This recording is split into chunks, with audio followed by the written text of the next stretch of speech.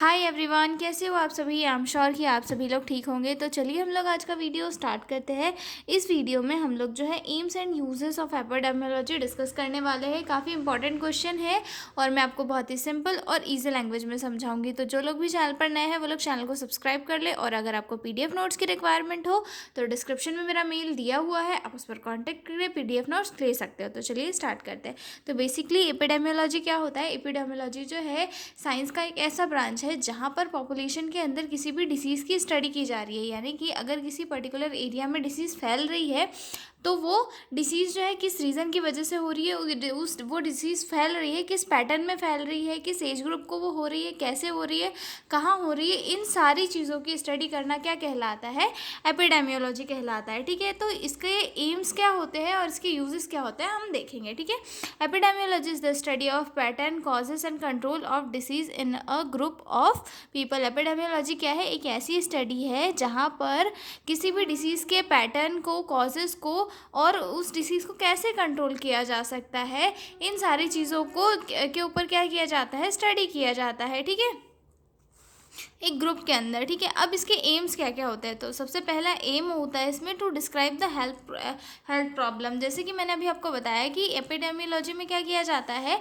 उस डिसीज़ के बारे में पूरा ओवरऑल पता लगाया जाता है। तो एपिडेमियोलॉजी का एम क्या होता है कि डिसीज़ के बारे में पूरा पता लगाया जाए कि डिसीज़ कहाँ हो रही है, कैसे हो रही है, किस रीज़न की वजह से हो रही है, और इसे जो है हम मतलब इसका कंट्रोल हम कैसे कर सकते हैं। मेजर एम तो इसका यही होता है। ठीक है, तो पहला एम आता है इसमें to describe the health problem. ठीक है, मतलब एपिडेमियोलॉजी की जो स्टडी है वो ये बताता है कि जो डिसीज़ है वो किस किस एरिया में हो रही है। ठीक है, to help the study to help to study the frequency and distribution of the disease. It includes person, place and time analysis। और इसके अंदर जो है पर्सन, प्लेस और टाइम को भी एनालिसिस किया जा रहा है कि मेल में हो रहा है, फीमेल में हो रहा है, किस पर्टिकुलर एरिया में हो रहा है। ठीक है, सीज़न के कारण तो नहीं हो रहा है। जैसे कि डेंगू जो है ज़्यादा रेनी सीज़न में होता है और हम देखते हैं कि वो बच्चों को ज़्यादा अफेक्ट करता है, बड़ों को भी करता है लेकिन बच्चों को ज़्यादा करता है। ठीक है, तो ये जो स्टडी है वो इस चीज़ को डिफाइन करती है या फिर इस चीज़ को एनालिसिस करती है कि किस एज ग्रुप में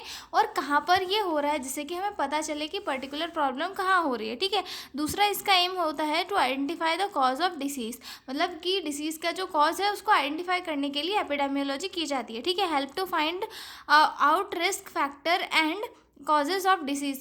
जो एपिडेमियोलॉजी होती है वो स्टडी ये जो है हेल्प करती है रिसर्चर्स को या फिर जो डॉक्टर्स की टीम है उन्हें कि जो डिसीज़ हो रही है वो किस रीज़न की वजह से हो रही है। ठीक है, तीसरा आता है इसमें to study natural history of disease. ठीक है, नेचुरल हिस्ट्री ऑफ डिसीज़ यानी कि डिसीज़ को डिसीज़ का जो स्टार्टिंग पॉइंट है वो कहाँ है, कहाँ से डिसीज़ जो है स्टार्ट हो रही है और इसकी प्रोसेस क्या है। ठीक है, help to understand how a disease develop and progress, include stages pre pathogenesis and pathogenesis. और इसकी जो है मतलब कैसे डेवलप हो रही है, क्या क्या स्टेजेस आ रही है, इसकी सारी चीज़ें समझने के लिए जो है इसकी स्टडी की जाती है। ठीक है, उसके बाद चौथा आता है to evaluate health services. Health services को इवोल्यूएट करने के लिए भी जो है एपिडेमियोलॉजी की जाती है। ठीक है, measure effectiveness of health program and intervention, example evaluating vaccination program. ठीक है, एपिडेमियोलॉजी जैसे कि मैंने बताया कि एक ऐसी स्टडी होती है जहाँ पर किसी डिसीज़ की स्टडी की जाती है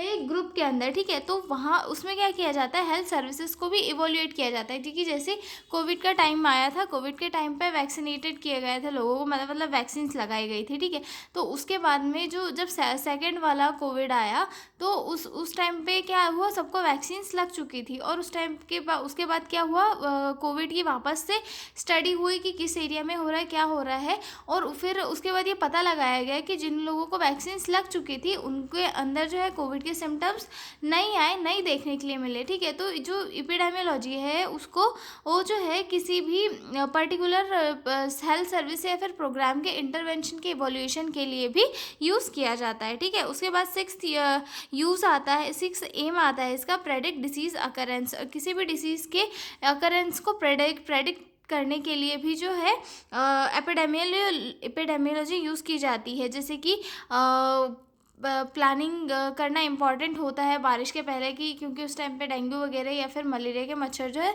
ज़्यादा होते हैं, ठीक है। उसके बाद to provide basis of prevention and control, और इसके जो एपिडेमियोलॉजी स्टडी है वो जब स्टडी हम पूरी कर लेते हैं कि किस रीज़न की वजह से हो रहा है, कैसे हो रहा है, कैसे फैल रहा है, किस एज ग्रुप को ज़्यादा अफेक्ट कर रहा है, तो वहाँ पर हम ये भी सोच लेते हैं कि इसका जो ट्रीटमेंट है वो हम कैसे कर सकते हैं, ठीक है। तो इसका जो एम होता है कि डिसीज़ के कंट्रोल और ट्रीटमेंट के ऊपर भी इंटरवेंशंस किए जा सके। एम्स डिस्कस कर लिए हमने, अब हम डिस्कस करेंगे यूजेस ऑफ एपिडेमियोलॉजी, ठीक है। यूजेस ऑफ एपिडेमियोलॉजी ये कहते हैं कि कहाँ कहाँ पर एपिडेमियोलॉजी जो है यूज़ की जाती है प्रैक्टिकली, ठीक है। तो इसमें सबसे पहला आता है स्टडी ऑफ डिसीज ट्रेंड्स, यानी कि डिसीज़ के ट्रेंड्स को समझने के लिए जो है एपिडेमियोलॉजी यूज़ की जाती है, ठीक है। Help in understanding whether disease is increasing और डिक्रीजिंग, और helpful in planning health services. जो एपिडेमियोलॉजी है इसमें क्या किया जाता है, डिसीज़ की स्टडी की जाती है, कैसे फैल रही है, क्या हो रही है, सारी चीज़ इसमें देखी जाती है। तो यहाँ पर डिसीज़ जो है बढ़ रही है क्या कम हो रही है, इस चीज़ का पता चल जाता है एपिडेमियोलॉजी की स्टडी करने से, ठीक है। हेल्थ और कैसी हेल्थ सर्विसेज प्रोवाइड करानी है इसके लिए भी हेल्पफुल होता है, ठीक है। उसके बाद सेकेंड पॉइंट आता है कम्युनिटी डायग्नोसिस। कम्युनिटी डायग्नोसिस यानी कि कम्युनिटी में कौन सी हेल्थ प्रॉब्लम चल रही है उनको आइडेंटिफाई करने में, ठीक है, और जो है नर्सेज को केयर प्लान बनाने में अकॉर्डिंग टू कम्युनिटी नीड जो है एपिडेमियोलॉजी बहुत ही हेल्पफुल होती है। इसका यूज़ यहाँ पे किया जाता है, ठीक है। तीसरा आता है identification of risk factor. Risk factor को आइडेंटिफाई करने के लिए, क्योंकि एपिडेमियोलॉजी में हम क्या कर रहे थे कि डिसीज़ किस वजह से हो रही है इस चीज़ को भी आइडेंटिफाई कर रहे थे, ठीक है।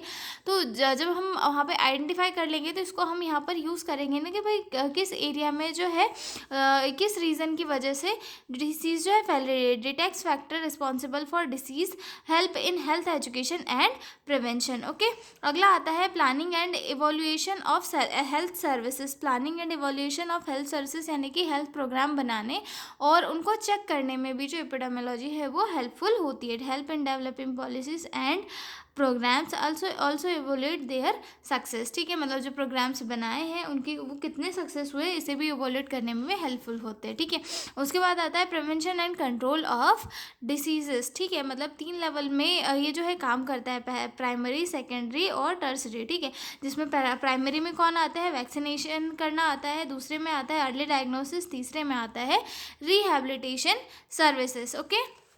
उसके बाद हमारा छठवां यूज़ आता है estimation of individual risk. Estimation of individual risk यानी कि ये बोल रहा है कि किसी भी पर्सन को डिसीज़ होने का चांस कितना है, ये सारी चीज़ें भी कौन बताता है, एपिडेमियोलॉजी बताता है, ठीक है। Determine A probability of disease in a person, help in counselling and screening, और जो है स्क्रीनिंग और काउंसलिंग देने में भी देने के लिए भी जो है एपिडेमियोलॉजी यूज़फुल होता है, ओके। अगला पॉइंट आता है हमारा syndromic surveillance and early detection. Syndromic surveillance and early detection यानी कि आउटब्रेक या फिर एंडेमिक जैसी कोई कंडीशन आ रही है तो उस टाइम जो है उसे जल्दी से डिटेक्ट करके जो है उसका ट्रीटमेंट या फिर उसके लिए पहले से ही प्लानिंग कर देना। जैसे कि कोविड-19 का सर्वेलेंस हुआ था और फिर जब सेकेंड वाला कोविड आया था तो पहले ही लॉकडाउन लगा दिया था, जिससे कि ज़्यादा लोगों को कोविड नहीं हुआ और उनका ट्रीटमेंट जल्दी से हो गया, ठीक है। उसके बाद अगला आता है हमारा research and development. Research and development में कैसे हेल्पफुल होता है, अगर एपिडेमियोलॉजी की है मतलब डिसीज़ की स्टडी की है, डिसीज़ की स्टडी की है मतलब कि उसका डाटा कलेक्ट हुआ है और डाटा के थ्रू जो है किसी टॉपिक के ऊपर अगर कोई रिसर्च हो रही है तो वहाँ पे वो जो डाटा है वो काफ़ी हेल्पफुल होता है और इन फ्यूचर डेवलपमेंट के लिए भी काफ़ी हेल्पफुल होता है। Provide data for medical and nursing research, help in improving health care practices. Health care practices को भी इम्प्रूव करने में हेल्पफुल होता है, ठीक है। उसके बाद आता है हेल्थ प्रमोशन में भी supports awareness programme on hygiene, nutrition and lifestyle. उसके बाद आता है policy making, help government to forming health policies and strategies. Government को भी गवर्नमेंट के लिए भी जो एपिडेमियोलॉजी होती है वो काफ़ी हेल्पफुल होती है क्योंकि स्ट्रैटेजीज और पॉलिसीज़ बनाने में हेल्प करती है ताकि गवर्नमेंट उसे एस्टेब्लिश कर सके और हेल्थ प्रोग्राम को ईजीली जो है आगे बढ़ा सके, ठीक है। तो ये हो चुका है हमारा क्वेश्चन यहीं पर complete, AIIMS and uses of epidemiology. अब हम मिलेंगे अगले वीडियो में अगले क्वेश्चन के साथ, तो तब तक के लिए आप लोग बने रहिए मेरे साथ। और अगर आपको पीडीएफ नोट्स की रिक्वायरमेंट हो तो डिस्क्रिप्शन में मेरा मेल दिया हुआ है, आप उस पर कांटेक्ट करके पीडीएफ नोट्स ले सकते हो, ठीक है। तो मिलते हैं हम लोग अगले वीडियो में, तब तक के लिए बाय बाय।